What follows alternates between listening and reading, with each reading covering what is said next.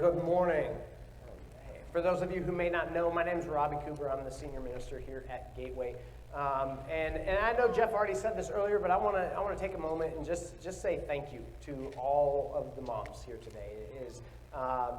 Mother's Day is one of those days that it's so important for us to kind of recognize the impact that these wonderful ladies have on our lives, of both bringing us into the world, raising us, and teaching us so many things, and making some incredible sacrifices throughout our lives. And so if you are a mom today, I want to give just a special thank you to you, and just say thank you. We see you, we appreciate you. Thank you so much for everything that you have done for every single one of us. So I wanted to say that, but I also want to acknowledge this, is that for a lot of people, Mother's Day is hard too. Is that for a lot of people, Mother's Day can be a sad day, because maybe it's a reminder that your mother is no longer here, or that maybe, even worse, maybe a child of yours is no longer here. Maybe there's a situation where you'd love to be a mom, but you found out that you're not going to be able to, or you have kids, but for some maybe complicating factors, you're not able to see them or to be with them. Or maybe you just had a mom who just really wasn't great. She wasn't a great mom, and you've had a strained relationship. Or maybe you never even knew her. And so Mother's Day every year kind of stirs that up. I want to acknowledge this too, is that for a lot of people, Mother's Day can be difficult. And so today we celebrate mothers. We celebrate them bringing us into the world. We celebrate all the great things that they do for us, that they are in our lives. But we also acknowledge the pain that can sometimes be stirred up when we give that focus to them. And so we honor those who deserve that honor. We celebrate with them, and we also mourn maybe with those who mourn today. So as you go about your day today, please thank your mother if you have that opportunity. Celebrate your mother or your wife or the mother of your children, whoever it might be, because they deserve that. And so, yeah, again, thank you so much, moms, for who you are and what you do. So thank you. Mm-hmm.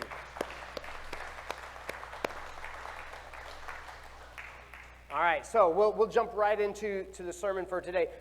Last week we took a break from our series. We took a week off from our series to hear from Leland, our children's minister. He spoke to us last week, brought a wonderful message. I'd encourage you to check it out on YouTube if you weren't here to catch it last week. He did a fantastic job. And so today we're kind of picking things back up. As we had about 3 weeks of this series, we pushed pause last week, and now we're gonna pick it back up. We've been calling this series Faith with a Limp. And we're looking at the life of Jacob, and we're calling it Faith with a Limp because that really describes Jacob's life, is that his life, figuratively and literally, was a life of faith, but lived with a limp. It was broken faith. It was not the storybook, picture-perfect type of faith that we would all expect Bible people to have. It was this broken, kind of messed up. You see him continue to struggle throughout life and yet maintain faith in God through it all. And so we've been looking at his life for several weeks now, and I want to catch you up just a little bit because we had that break last week. So remember, Jacob, he's born into a family of faith, but he doesn't live it out very well. As a matter of fact, Jacob's a pretty shady guy. The only thing that Jacob is really good at is looking out for number one. Like he's always looking out for himself, how he can get what he wants in any situation. He's a bit of a con man. He rips off every single person in his family, kind of burns every bridge, almost goes like scorched earth with his family as he's leaving. And he's especially terrible to his older brother, Esau, a twin brother, only older by just a couple seconds, maybe a few minutes. But he's especially terrible to his older brother. And so by the time we find Jacob where he's at today, he's kind of on the run from his brother. His brother wants to kill him, and Jacob has gotten out of Dodge. He's gotten away to kind of protect himself. And so in the process of all that, Jacob, for all of his grasping and trying to steal his brother's blessing and his inheritance and all that stuff, Jacob loses all of that. All those things that he has strived so hard to get for himself, he's lost all of it. Except for the one thing, and the most important thing he could hang on to, and that was his relationship with the faithful God who promised before Jacob was ever even born that he would do incredible things through Jacob, that he would work in his life, and this God who has been faithful to meet Jacob in the ashes of his own bad decisions and his destructive behavior. And so 2 weeks ago, we talked about how Jacob has this encounter with God. He's on the run from his brother who wants to kill him. He has this encounter with God where he sees a vision of angels kind of entering and leaving the heavenly realm. And as a part of this vision, God speaks to him.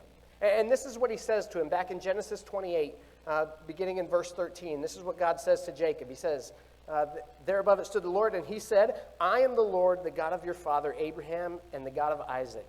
I will give you and your descendants the land on which you are lying. Your descendants will be like the dust of the earth, and you will spread out to the west and to the east and to the north and to the south. All peoples on earth will be blessed through you and your offspring. I am with you and will watch over you wherever you go, and I will bring you back to this land. I will not leave you until I have done what I promised you.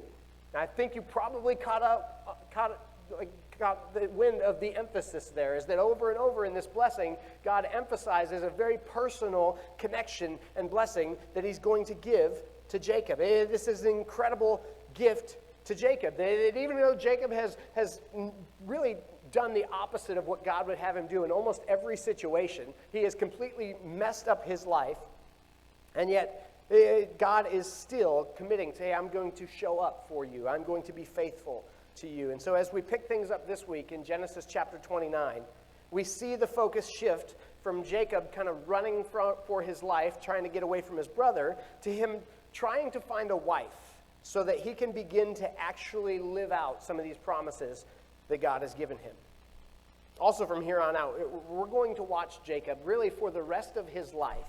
We're going to watch him go through this process of transformation that really all of us goes through as we try to walk with God in our life. It's a thing that started with God speaking to Jacob in what we talked about a couple weeks ago, and Jacob in that moment acknowledging that his way, the way things had been going for him, it wasn't working out. It wasn't going well. And so he commits to following God and his ways. And yet today we find Jacob in the place where, let's be honest, most of us are. For much of our lives is where we find Jacob today. This place where we struggle, where we begin asking ourselves, okay, I know that I should be different, but yet I wake up every day and I'm still me. I'm still doing the same things. Where it's this place where we want to be different, but old habits die hard. And so our faith sometimes feels like fits and starts, like one step forward, 2 steps back. It's just a difficult road sometimes. It's hard to build momentum. And sometimes it can be hard to see any growth in ourselves at all. And this is where we find Jacob as we pick up Genesis chapter 29. We're going to start in verse 1. This is what it says. Then Jacob continued on his journey and came to the land of the eastern peoples. There he saw a well in the open country with 3 flocks of sheep lying near it, because the flocks were watered from that well. There is something really interesting that you wouldn't pick up on as we read through those scriptures there, is that there's an untranslated word that's used a couple times there. 2 times in that verse, there's a Hebrew word that's pronounced hine, and it's there twice. It's a common interjection that authors would often use to kind of draw the attention of the reader to specific details that are noteworthy in the narrative. Some of your Bible translations might translate that word. Most likely, if they do, it's the word behold. So maybe if you're reading a different Bible, not the NIV that we're looking at, you might see it say behold a couple of times in there. But I prefer, that's kind of an old-fashioned way of thinking about it, so I prefer a translation, check this out. And so you can say, it basically is like this, is that there he saw, check this out, a well, and, check this out, 3 flocks of sheep that are sitting there waiting to be watered. And so the author is drawing our attention to something that is unlikely, but yet we would maybe just pass over quickly if they weren't calling our attention to it. See, when the Bible does this, and it's actually going to continue to do it throughout the beginning part of this chapter, is when it begins to point out a series of events that feel like they're just kind of falling into place, that, oh, how could this happen? How could this happen? How could all these things line up like this? What it's really doing is pointing out that this is not a coincidence, that this is not just something that just happened to go the way that it did. See, Jacob has no Google Maps. He's out on this journey trying to get to this land where he's got some distant relatives to find a wife. He has no Google Maps. He just knows he needs to go east. And so as you'll see in the next few verses, he just kind of stumbles upon some things. He just happens to find the right city, just happens to find the right well, and the right people, and the right girl, at just the right time of day. And what the author is drawing our attention to is that God's providence is all over this. What might look to some people as like a bunch of random things just happen to coinciding, the author is drawing our attention saying, no, there is purpose behind this. There's something God is doing. And I think that Jacob notices this, and we'll talk about that in a little bit. But in the midst of all of it, old habits die hard. And Jacob is still Jacob. He's still looking out for number one, because Jacob's got to win, and that's kind of his life story, is he's got to be the guy to make things happen for him. So, check this out, verse 2. The stone over the mouth of the well was large. When all the flocks were gathered there, the shepherds would roll the stone away from the well's mouth and water the sheep. Then they would return the stone to its place over the mouth of the well. Jacob asked the shepherds, "My brothers, where are you from?" "We're from Haran," they replied. He said to them, "Do you know Laban, Nahor's grandson?" "Yes, we know him," they answered. Then Jacob asked them, "Is he well?" "Yes, he is," they said, "and here comes his daughter Rachel with the sheep."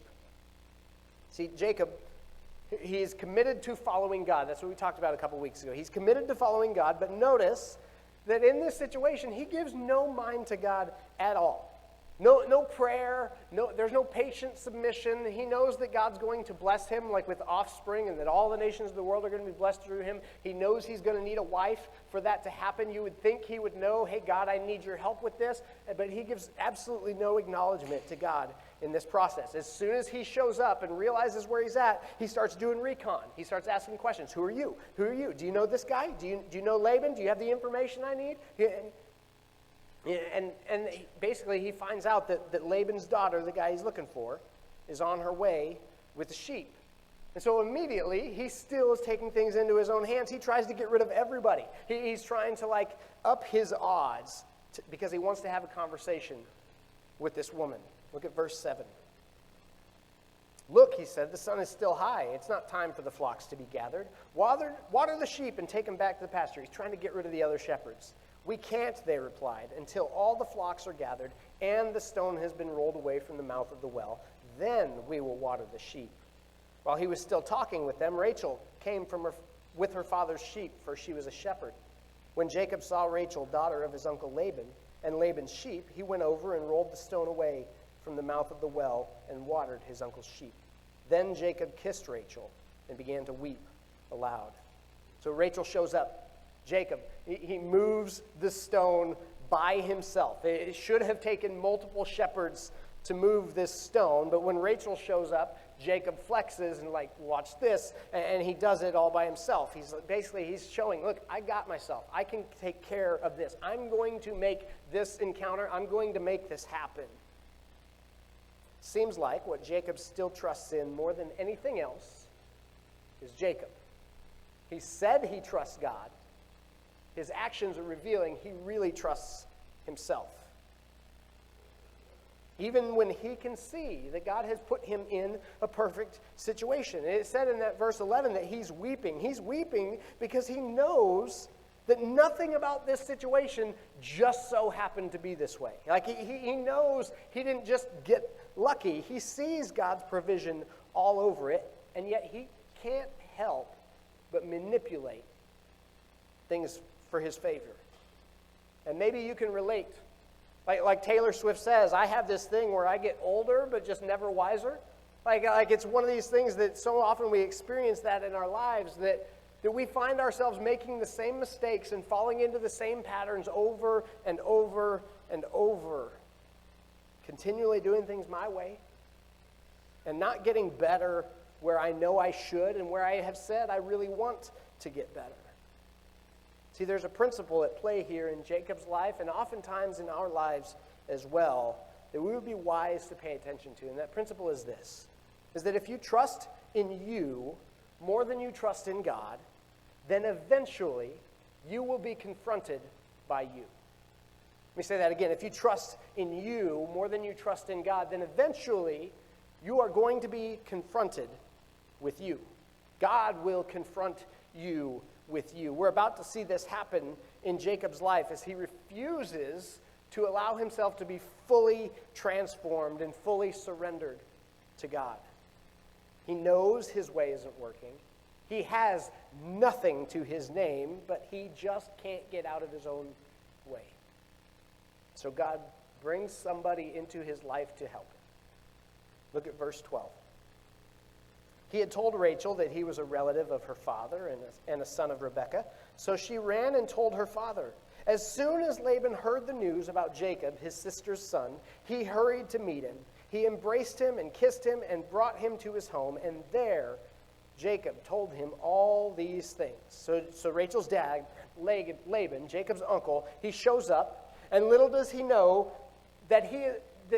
Jacob know that he is meeting one of the few people in the entire Bible that is shadier than he is.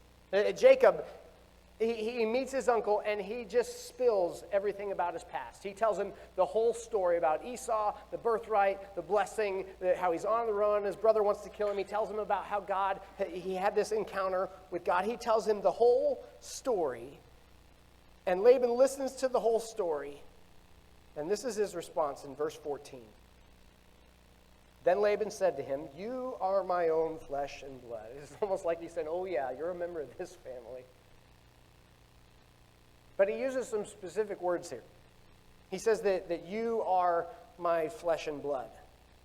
This is really interesting that he would choose these words. See, something really important is happening here. This is the same phrase that is used in the Garden of Eden by Adam when Eve is created. He says that she is bone of my bone and flesh of my flesh. And when Adam does that, he's identifying Eve as part of his family, and he is identifying his responsibility to support her. And so when Laban says this, he's acknowledging there's a familial connection here, and that he, as the uncle, has some kind of obligation to care for Jacob. But beyond that, even outside of just Israelite culture, this is common adoption language in the ancient Near East. It is that these are the types of things that they would say when you were adopting someone into your family. And when you adopted someone into your family, it meant that that person then had a share in the inheritance. Laban is proposing taking Jacob into his family as a formal partnership, which would give Jacob inheritance rights. This seems like the perfect situation for Jacob. Like you could easily mistake this for like, oh, God is giving Jacob back all of the things that he's lost. Laban seems to be providing everything that Jacob has lost: inheritance, family. Too good to be true. Look at the rest of verse 14. After Jacob had stayed with him for a whole month, Laban said to him, "Just because you are a relative of mine, should you work for me for nothing? Tell me what your wages should be." Now on the surface, this looks like Laban's being really generous. That a month later, though, what's actually happened is Laban is kind of reconsidering things, and he's kind of walking things back. And he asks this question. He basically says, "Hey, are we such close family that you should work for me for nothing?" And he calls that family connection into question. And what seems to us maybe like generosity actually is a demotion. That rather than Jacob now enjoying a share of the inheritance, Laban downgrades him to an employee. That he's on the payroll now, which means I don't have to give you an inheritance because I'm paying you like a worker. So he asks him what he wants his wages to be, and this is Jacob's response, verse 16. Now Laban had 2 daughters. The name of the older was Leah, and the name of the younger was Rachel. Leah had weak eyes, but Rachel had a lovely figure and was beautiful. Jacob was in love with Rachel and said, "I'll work for you for 7 years in return for your younger daughter, Rachel." So there's 2 daughters. It says that Leah has weak eyes. That's a really kind way of saying that Rachel is nice to look at and Leah's hard to look at. There's a difference in physical beauty, physical appearance there. And Jacob is in love with Rachel. And so he offers to work 7 years to be able to marry her. And now realize, that sounds amazing. He has to do this because he has nothing. In the ancient Near East, he was supposed to, if he wants to marry a girl, he's supposed to offer a dowry to her family. He's basically supposed to give them a pile of money and goods for the privilege of being able to marry their daughter. But he's got nothing, and so his only option is to work it off. And what's interesting is that based on what we know about like the average dowry that was given at this time in history, that the money what Jacob would earn as a normal employee of Laban's over those 7 years comes out to roughly double what a normal dowry would be. So Jacob is like, he's showing like, no, I am really interested. Like I really want your daughter to be my wife. And why? Why Rachel? Jacob wants what he considers to be the better option. And he considers her to be the better option based only on looks. And it's a similar issue to what we see a lot of times today in our culture, is that men are often enamored and deceived by external beauty. But biblical beauty is different. See, beauty in the Bible isn't simply externally. It's not about hairdos or jewelry or dresses or anything like that. It's about, according to the Apostle Peter, it's about an imperishable quality of a gentle and quiet spirit that is precious in the sight of God. He's saying, look, there's nothing wrong with wanting to look good, wanting to look beautiful, but your beauty isn't only, and certainly not primarily, that. That character trumps looks every time. And so if we could speak to Jacob in this moment, we'd want to say to him, Jacob, you're looking at the wrong thing. How do we know he's looking at the wrong thing? Verse 17, it talked about how his attention was towards her physical beauty. And this will become more obvious that that's what he's really after when we get down to verse 21, but we're not there yet. Verse 19, let's look at that. Laban said, it's better that I give her to you than to some other man. Stay here with me. So Jacob served 7 years to get Rachel, but they seemed like only a few days to him because of his love for her. Aw, that's so cute. 7 years waiting. And it seems like Jacob is the last person to want to wait for anything in his life. Up until this point, he has been constantly grasping for everything. If he wanted it, he got it. He found it. He went out. He took it. But here he is for the first time in his life, being forced to wait. And before we go any farther, we got to pause for just a second, and we need to talk about weddings and wedding practices in the ancient Near East. See, in today's culture here in America, our weddings revolve around the big day, right? Like the wedding day is like the big part of the wedding, and it becomes this all-consuming thing as you get ready for it. But generally, the actual wedding and the actual reception that follows it's just a few hours. Like it's a fairly short service. You say some vows, you do the smooch, you go eat some chicken, maybe a little rice pilaf and some cake that nobody really likes. Like you do those things. Maybe there's a couple toasts. You throw some flowers and a garter, dance a little bit, give some hugs, done. Whole thing wrapped up. Just a few hours. Not so in Jacob's day.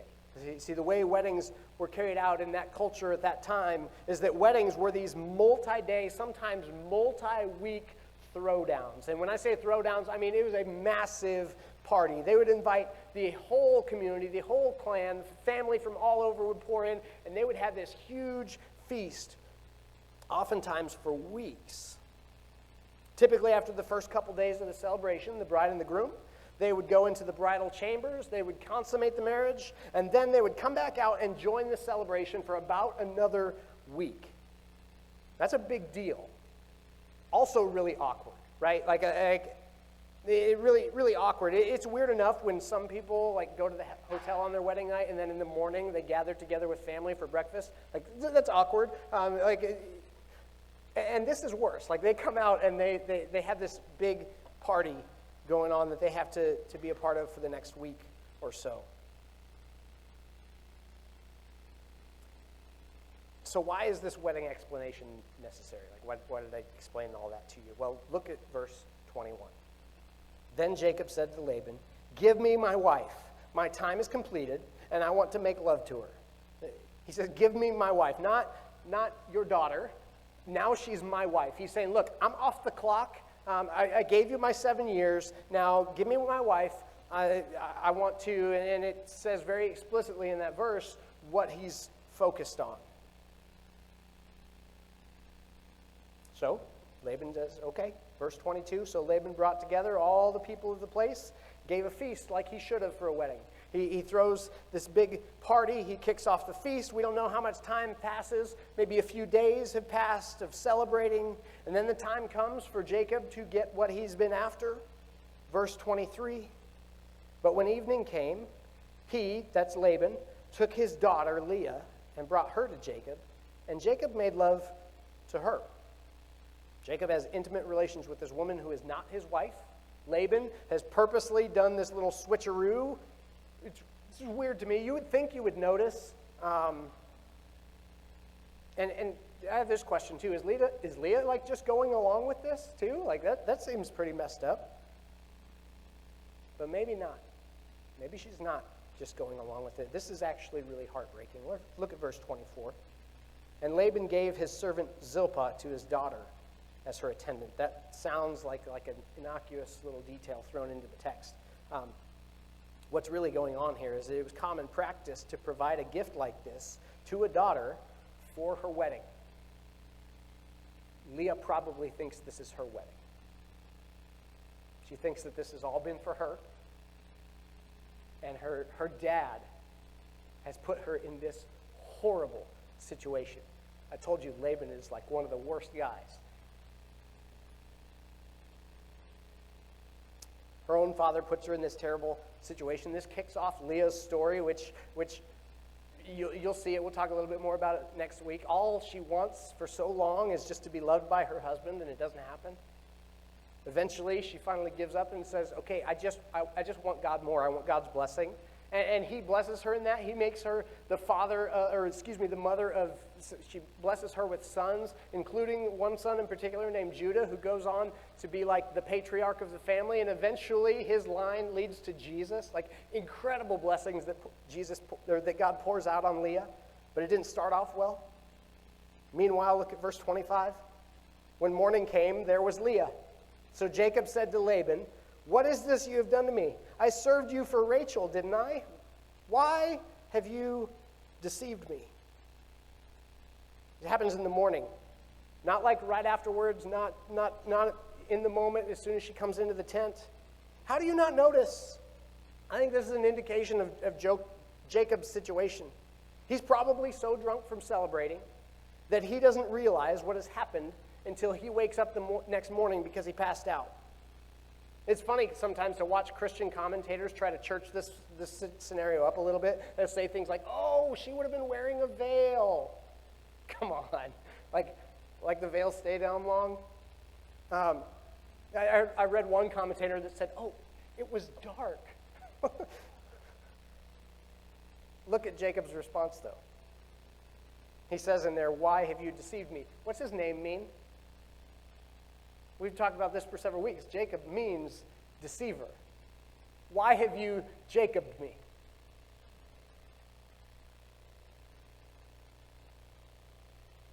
In this moment, you read this and you just go, man, this is poetic. How does it feel, buddy? Like how does it feel to be on the receiving end of you? What goes around comes around. This is the kind of thing that you have been doing to people your entire life. You pretended to be your older brother. You deceived your entire family, and now Laban deceives Jacob by pretending that Leah is the younger sister. Laban's response to all this is perfect, by the way. Verse 26, Laban replied, "It's not our custom here to give the younger daughter in marriage before the older one." Jacob had violated custom by stealing the blessing and the birthright. And Laban responds with, "Oh, that's not our custom here." How long do you think Laban has been plotting this? Like did he know instantly as soon as Jacob asked for Rachel's hand that this was going to happen? Was it basically like Jacob says, "I'll serve 7 years for Rachel," and Laban internally goes, "Oh, that's not going to happen." Sure, sounds good. Laban is totally despicable. And he does it all to line his own pockets. Look what he says next, verse 27. Finish this daughter's bridal week. Then we will give you the younger one also, in return for another 7 years of work." And Jacob did so. He finished the week with Leah, and then Laban gave him his daughter Rachel to be his wife. Laban gave his servant Bilhah to his daughter, Rachel as her attendant. Jacob made love to Rachel also, and his love for Rachel was greater than his love for Leah. And he worked for Laban another 7 years. By the end of this huge mess, Jacob, the deceiver, he has been deceived. He has received some of his own medicine. He ends up with 2 wives, 2 female servants. That's 4 women vying for Jacob's attention, all in the same household. It is a recipe for disaster. And you could look at this story and you could say a couple things. Well, at first you could say, man, this is in the Bible? Like, I thought this was a book about holy people that do, like, live perfect lives and do everything. No, this is about people like you and I. This is about people like us walking out our messy process of life with God as we fight against him and yet want to draw him close at the same time. Another thing you could also say is just look at this situation and go, this is a train wreck, but this is really a gift. Let me explain. Jacob gets, for the first time in his life, he gets a taste of his own medicine through Laban. Jacob is confronted with who he has been his entire life. When we encounter people in our life who treat us in the same horrible ways that we treat other people, it's like holding up a mirror. It's like, man, you did this to me, that's messed up. How could you treat someone like that? Oh, wait, I do that same thing all the time. It's things like this. For some of you, you never wanted to be like your parents. And even if you had great parents, there are things about them that you were like, I'm going to do this differently. And yet you find yourself now that maybe you're a parent and you've become an adult and moved on, you find yourself doing some of the same things that they did, saying some of the same things that they did, and specifically the things that used to drive you crazy. Maybe it's not just parenting. You've taken on some of the less desirable qualities of a lot of different people in life that you swore you would never be that. You've taken on their temper. You withhold love like they do. You have passivity like they do. You have enabling behaviors like they do. Maybe you have addictions like they do. Maybe you have a victim mentality like they do. Maybe you make some financial decisions like they do. See, a lot of times we despise the qualities in other people that are actually deeply rooted within ourselves. So here's where this is a gift, is that oftentimes God brings difficult people into our lives to expose the darkness that still resides within ourselves. See, God brought Laban into Jacob's life to expose and to begin to kill the Laban that still resided within Jacob. What if God put difficult people in your life to kill the them that is in you? It's a catastrophe, but it is also a gift because God opposes the proud and he gives grace to the humble so that he can lift them up and that he can exalt them at exactly the proper time. See, when you come across people in life who drive you nuts, it may be because you are just like them. And God is holding up the mirror to you to help you understand what it feels like for other people when they encounter you on a bad day. This is the gift that's given to Jacob. And it's a gift that's been given to us. So let me ask you this question. Is there anybody in your family? Don't raise a hand because maybe they're sitting here like right next to you. Anybody in your family, anybody in your workplace, anybody in your sphere of influence that you cannot stand? There's a chance that God has put those people in your life to show you that on a bad day you are very similar to those people. God put Laban in Jacob's life to kill the Laban in Jacob. Maybe God put those difficult people in your life to kill those negative traits or at least to expose them in you. And God does this because he wants us to change. How many times have you been in conflict in your life? Maybe it's in your marriage. You've had a conflict with your spouse, and it is clearly their fault. All the time, right? Like it happens. Clearly it's their fault. Clearly they have not been considering your viewpoint. Clearly they have assumed the worst about you. Clearly they are doing these terrible things because they don't love you, they don't respect you. Clearly. Is that clearly what's happening? Or is there a percentage of what has gone on that is yours to own? A lot of times we're not open to the things that we need to work on. We want to fix everyone else. If everyone else would just be better, then I could have a more peaceful life. The problem, as if the problem was everyone else. But when you submit your life to God, you begin to pay attention to the mirrors He is holding up to you through the difficult people around you.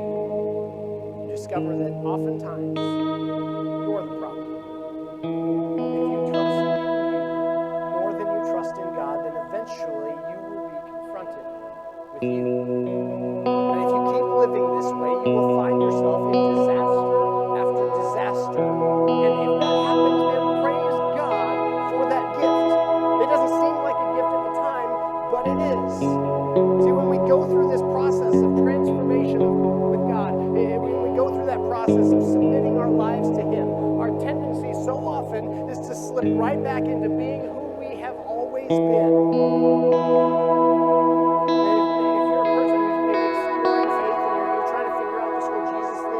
Maybe that may be your biggest struggle as Christians that you've seen who say that they're committed to living a certain way, and who seem to maybe do well from time to time, but then over and over, they just mess things up. Let me ask you, isn't that just life? Don't we all do this regardless of faith? There's not a person alive who is as good as they should be.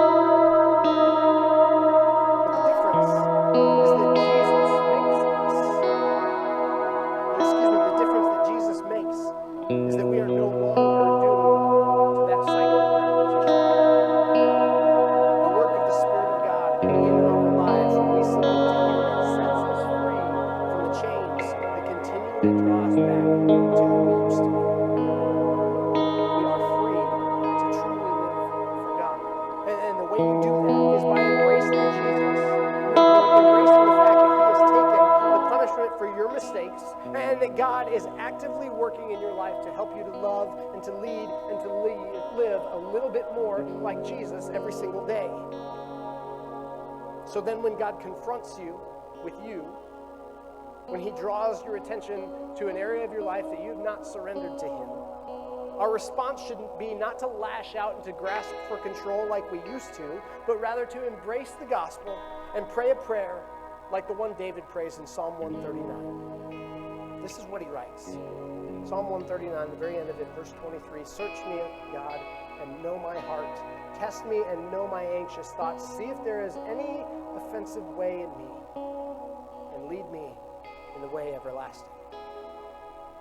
And if we woke up every day with that prayer of intention on our hearts, that prayer of intention that says, God, expose the dark parts, not in everybody else, expose those dark parts in me.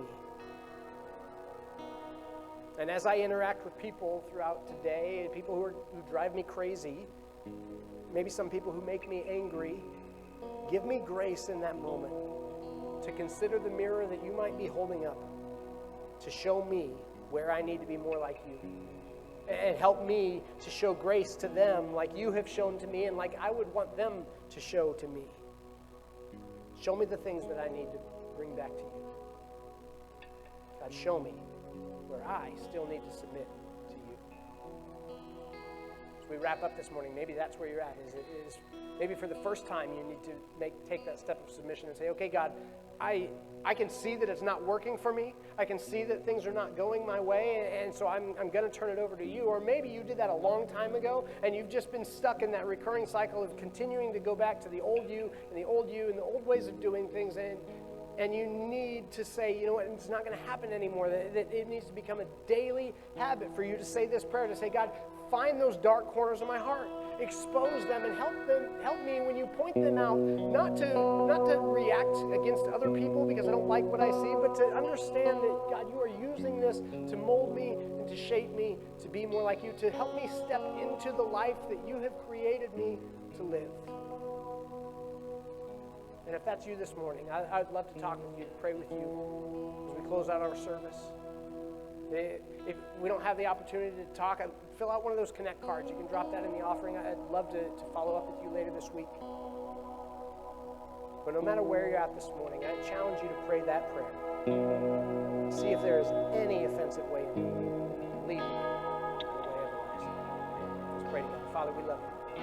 Thank you so much for Jesus Christ. We thank you that God, we don't have to live perfect lives because we couldn't if we wanted to. And you knew that. So you provided a Savior for us to pay the penalty for our sin, to take the punishment that we deserved on the cross, so that we could still have a relationship with you for all eternity. So God, help us to recognize that that price has already been paid, to be thankful for it, but also to not take it for granted. That we can look at our lives and we can look at you moving in our lives as you continue to try and shave off the rough edges. God, help us to submit completely to you. We love you. It's in Christ's name we pray. Amen.